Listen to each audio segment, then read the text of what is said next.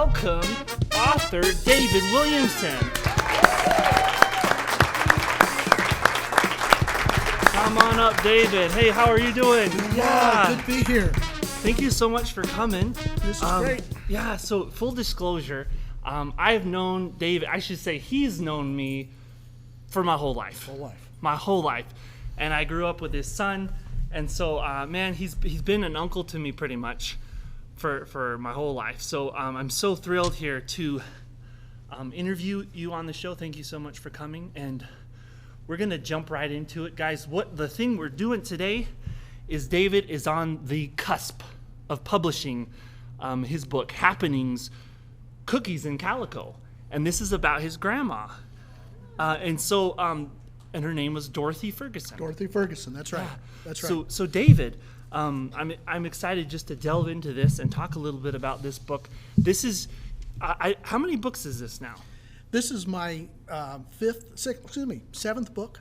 Okay. I've written a mystery recently that I've published. Right, which is They're All Dead. Which great title for a mystery. Right? It's good. Wow. Yeah, it sounds pretty good. There's people in there that are dead, and but this is my first biography. Okay. And it's exciting because I've known her all of my life, obviously, just like you explained, but I also worked for her for a number of years. But the story really came about because I used to tell kids in the class when I was teaching about her. And one year the class said, "No, you're making this up. You're a storyteller." Duh.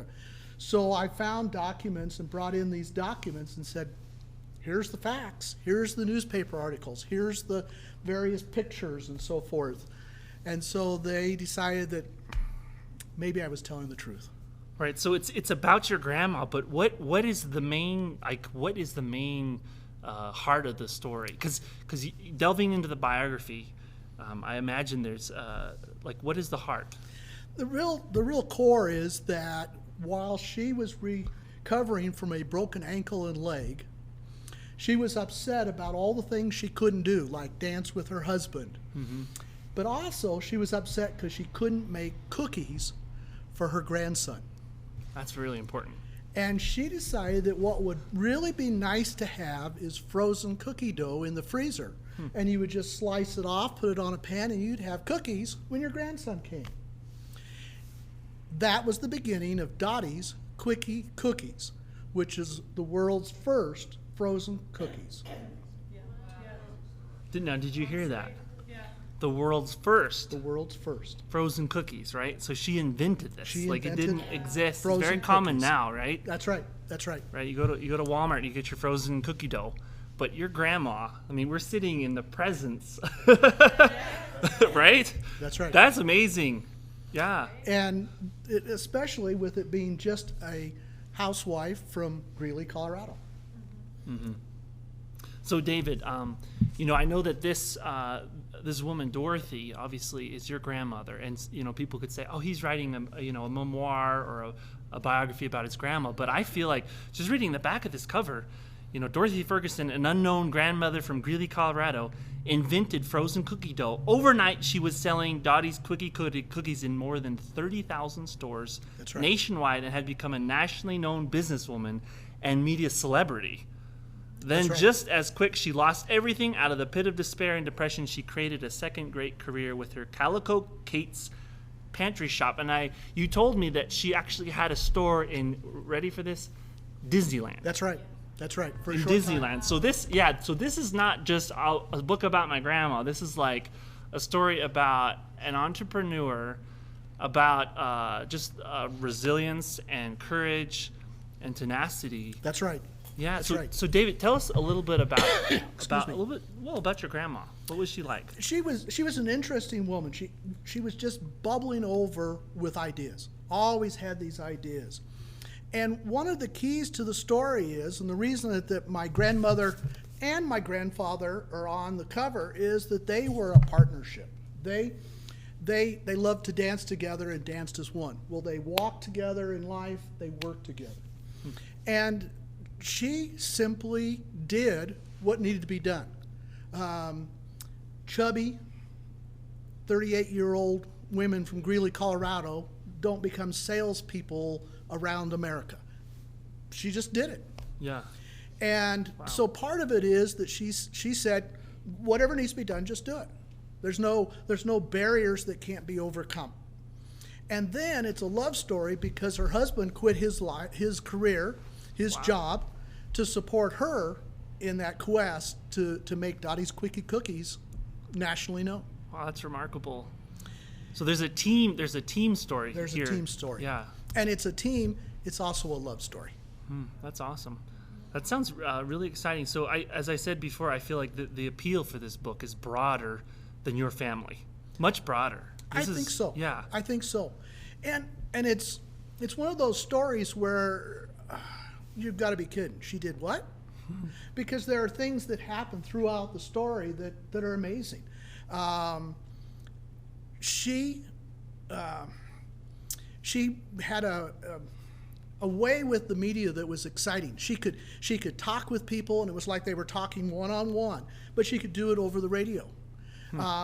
She walked into Denver's first and only TV station and said, I want to buy spots on TV. Wow.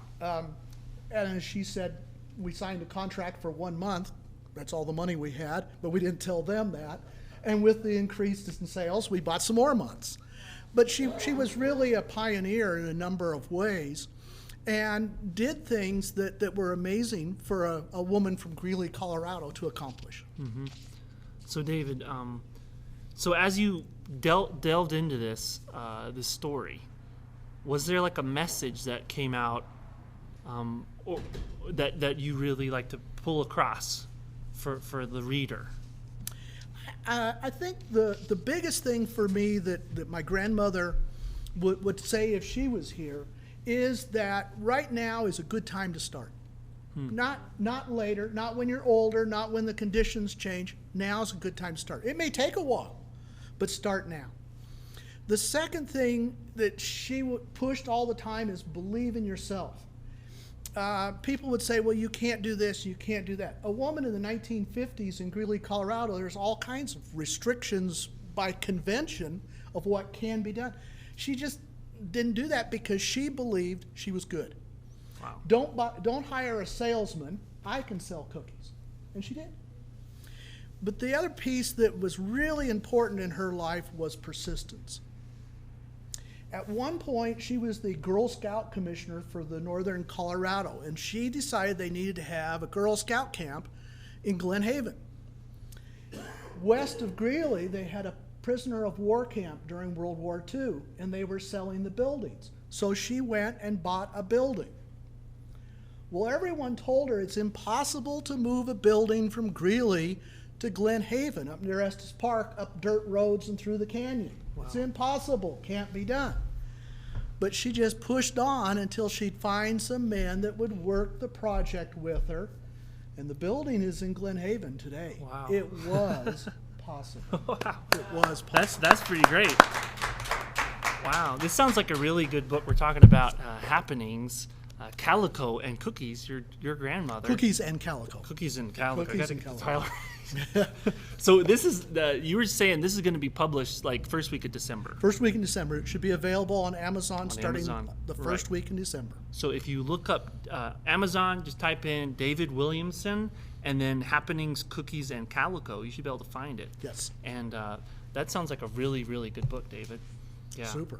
Hey, I'd like to dive into just a little bit about the process. Like, you're becoming quite the author now, just book after book, which is great. And I believe, we've had a few chats, and you got some more in the works that you'd like to do.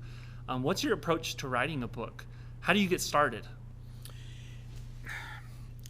Usually, when I start, it's something that strikes me in the community, or I see somebody and I start into a what if. And with my grandmother, it was wanting to tell people the story because I kind of knew what the story was, and then it was a matter of writing the story. But when I'm writing mysteries, I start with something strange happened, and then I let it spin out and see who did it and why and all that type of thing. And generally speaking, I like to write a little bit of the story, particularly if I can get the first part, but then I start doing a real loose outline of where I think the story's going, and then start writing. And once you get into a story a little ways, you find out you've got a good idea, or you find out that you maybe want to make some changes.